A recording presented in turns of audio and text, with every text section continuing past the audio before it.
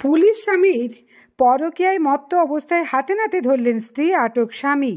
যে পুলিশ বিভিন্ন লজে রেড করে নরনারীর অবৈধ মেলামেশার বিরুদ্ধে অভিযান চালায়, সেই পুলিশই যদি একই কারণে সরাসরি তার বৈধ স্ত্রীর হাতে একেবারে হাতে নাতে পাকড়াও হন, তাহলে কি বলা যায়? না, এ ধরনের ঘটনা একেবারেই নতুন নয়। প্রায়শই দেখা যায় সমাজে যারা আইনের পথ দেখান, ন্যায় নীতির কথা বলেন, এমন অনেকেই সংযত সুশৃঙ্খল পথে নিজেরা হাঁটেন না। এদিনের ঘটনাও ঠিক সেরকমই। দিনের পর দিন পুলিশ স্বামীর আচার আচরণে স্ত্রীর মধ্যে সন্দেহের দানা বাঁধতে শুরু করেছিল। প্রতিবাদ করলেই জুড়ত শারীরিক এবং মানসিক নির্যাতন। স্ত্রীর সহ্যের সীমা অতিক্রম করছিল। শেষমেশ একেবারে মালদার ইংলিশ বাজার থানার পুলিশদের সঙ্গে নিয়ে নিমাইসরা এলাকার এক মধুচক্রে হানা দেয় স্বয়ং স্ত্রী, এবং সেখানেই অশ্লীল অবস্থায় হাতে নাতে ধরে ফেলেন তার স্বামীকে। স্ত্রী এবং পুলিশের জালে আটক হয় পুলিশ স্বামী। জানা গেছে, মাত্র 8 মাস আগে মালদার কাজী গ্রামের শ্রীরামপুরের এক পুলিশ কর্মীর সঙ্গে একই জেলার কোরমণি গ্রামের ওই মহিলার নাকি বিয়ে হয়। পুলিশ তদন্ত শুরু করেছে বলে জানা গেছে। আরামবাগ টাইমসের রিপোর্ট। ওই ছেলেটাকে ওপরে অত্যাচার করে মেয়েটা, জানেন না? যে ছেলেটাকে আমার বিয়ে হয়েছে, আরো 2টা ছেলেকে কিছুদিন আগে বিনা কামের ফাঁসি দিয়েছিল। বেলা ফোন করেছে, হ্যান্ড করেছে মেয়েটাকে, বেলা টাকা দিতে চেয়েছে।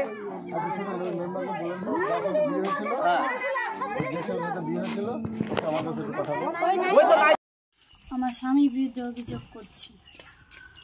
কি হয়েছিল বলে? আমার স্বামী অনেক দিন ধরে অন্য মেয়ের সাথে সম্পর্ক রেখেছে। অন্য মেয়ের সাথে সম্পর্ক রয়েছে। আমি যখন জানতে পারলাম, জানার পর ওকে যখন জিজ্ঞেস করি অন্য মেয়ের সাথে সম্পর্ক কেন করে, আমার গায়ের উপর হাত তোলে, মারধর করে, অত্যাচার করে। 25শে ডিসেম্বরের দিন বাড়ি আসে, ফোনে ছবি দেখতে পাই। ছবি দেখার পর ওকে প্রমাণ হাতে দিয়ে দেখার পরেও ওই আমার উপর মারধর করে, অত্যাচার। কার ছবি দেখতে পান? মেয়ে আর অবৈধ মেয়ের সঙ্গে সম্পর্ক যার সঙ্গে আছে, নুপুর মণ্ডল আর আমার স্বামী, ছবি দেখতে পাই ফোনে। ওকে দেখানোর পর ওরা আমার উপর মারধর করে, অত্যাচার করে, বাড়ি থেকে চলে যায়।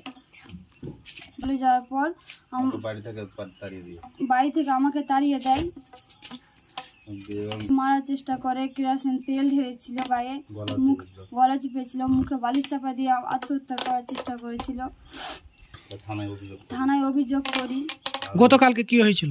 গতকালকে আমরা জানতে পারি যে ওই অবৈধ মেয়ের বাড়িতে, নুপুর মণ্ডল বাড়িতে ওই ছেলেটা আছে, আমার স্বামী আছে।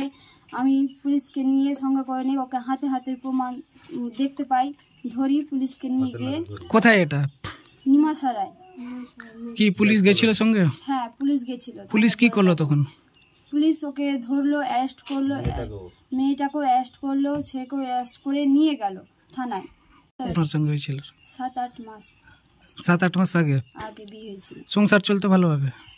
না, প্রথম দিকে ঠিক ছিল। তারপরে ঝামেলাটা শুরু হলো।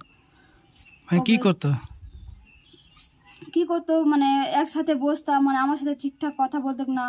হ্যাঁ, অন্য মেয়ের সাথে ফোনে কথা বলতো, জিজ্ঞেস করতাম আমার সাথে, অন্যভাবে মুখের ভাষা খারাপ করে গাল দিত, বকতো যে তোর জানার কি আছে, এরকমভাবে অত্যাচার। আমি আমার শাশুড়িকেও বলতাম পুলিশের চাকরি করে, তবে যে আমার কেউ কিচ্ছু করতে পারবে না, এরকমভাবে আমাকে বলে। কি নাম ওর? হুমকি দেয়। ওর নাম হচ্ছে বিক্রম রজক। আপনার স্বামীর নাম? হ্যাঁ, ও নুপুর মণ্ডলের বাড়িতে এসেছিল আমার স্বামী। প্রায় আসে, রাত করে আসে, 10টা-11টার সময় আসে। ওখানকার লোক ঘুমিয়ে যাওয়ার পর রাত করে আসে, সব জানতে পারে, মুখে মাস্ক দিয়ে আসে।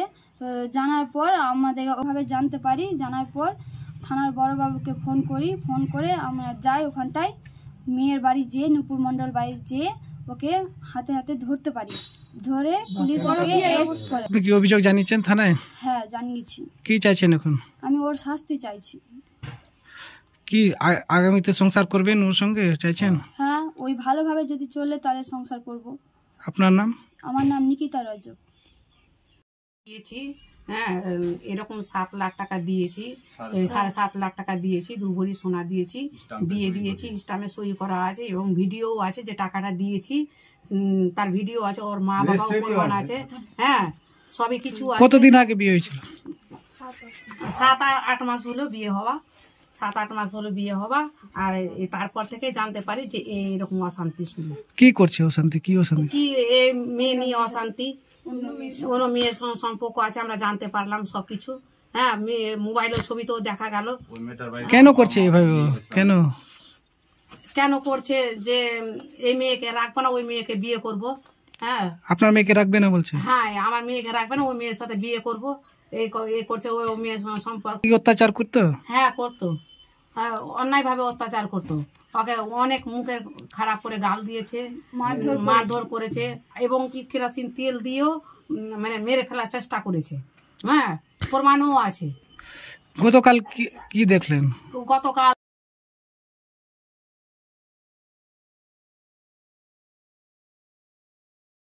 আমরা জানতে পারি যে এরকম ওই বিক্রম রজক এসেছে ওই নিমাই সারাতে, ওই ছেলে মেয়ের সাথে একসাথে আছে, পরকীয়ার ভাবে ওই মেয়ের সাথে সম্পর্ক ধরা পড়েছে।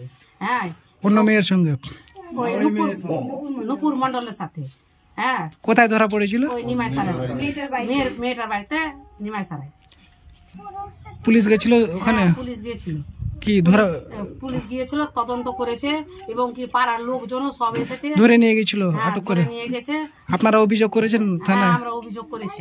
এখন আপনারা? আমি এখন চাইছি ছেলের যেন শাস্তি, উপযুক্ত শাস্তি হোক এবং উপযুক্ত শাস্তি চাই। আমরা যাতে সংসারটা করুক, কিন্তু উনি যে ভালোভাবে সেরকম ব্যবহার করতে গেলে, চলতে গেলে আমরা চাই যে সংসারটা করুক। আপনার নাম? আমার নাম শিবানী রজক। আপনি কে? আমি মেয়ের মা। আপনার বাড়ি? আমার বাড়ি কর্মনিগ্রাম। কালকে কি হয়েছিল এখানে? কালকের ঘটনা যেটা আমরা শুনলাম, আমি তো প্রথমে ছিলাম না, পার্টি অফিসে ছিলাম, এসে দেখি পুরো গ্রামে পুরো ভিড় লেগে আছে।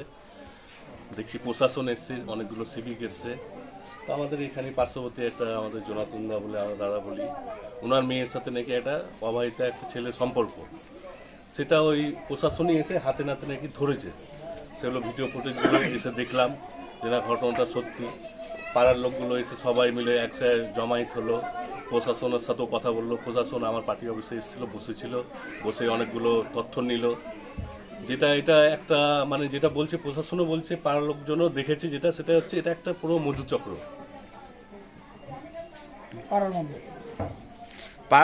পাড়ার লোক বলছে কি যে এই মধুচক্র এখানে চালাতে দিবে না, এদের উচ্ছেদ চাইছে। হ্যাঁ অবশ্যই, এগুলো মধুচক্র, অবধ সম্পত্তি, এগুলো তো পাড়াতে কোথাও চলে না, ঠিক আছে। যেটা সমাজের যেটা ভালোর জন্য যেটা মানে করবে, আমরা প্রশাসনের উপরে পুরো মানে ব্যাপারটা আমরা প্রশাসন দেখছে, প্রশাসনের উপরে দায়িত্বও দেওয়া আছে, পাড়া প্রতিবেশী মিলে প্রশাসনের হাতে তুলেও দিয়েছে ওদের দুটোকেই, ঠিক আছে। প্রশাসন এই মেটারটা পুরো দেখছে। সমাজের কি পরিবেশ নষ্ট হচ্ছে? এটা পুরো সমাজের পরিবেশ নষ্ট হচ্ছে। আপনারা দেখতেই পাচ্ছেন কত গ্রামবাসী কাল থেকে এটা পুরো হইচই হয়ে আছে। ওনার দুজনকে, মেয়েকেও অ্যারেস্ট করে নিয়ে গেছে, ছেলেকেও অ্যারেস্ট করে নিয়ে গেছে। ওনারা এখন বর্তমানে থানায় রয়েছে। বুঝলাম, আপনি তো এখানকার মেম্বার, আগে থেকেই জানতেন না কালকেই জানলেন? না, আমি এই মেটারটা কালকেই জানলাম, কালকেই জেনে গোটা গ্রামবাসীও সবাই মিলে কালকেই জানলো। কালকে এটাকে মানে উচ্ছেদ করা হয়েছে। মানে এইভাবে মানে এরা ক্ষিপ্ত এবার হয়েছে যে হয়তো প্রশাসন না নিয়ে গেলে একটা ঘটনা ঘটে যেত। এখন তাহলে মেম্বার হিসেবে কি করবেন? আর কি গ্রামবাসী যেটা বলবে যে আমাদের সমাজ যেভাবে সুস্থ সমাজ ছিল, আমরাও চাইবো যে সমাজটা সুস্থ থাক। ওর বাবাকে মাকে ডেকে আমরা সবাই গ্রামবাসী মিলে কথা বলবো যে সব ধরনের যাতে ঘটনা আর কোনোদিন না ঘটে। আপনার নামে কোন দায়িত্বে আছে? আমি কোতোয়ালি গ্রাম পঞ্চায়েত সদস্য। কি নাম? ধর্মবীর পাসওয়ান।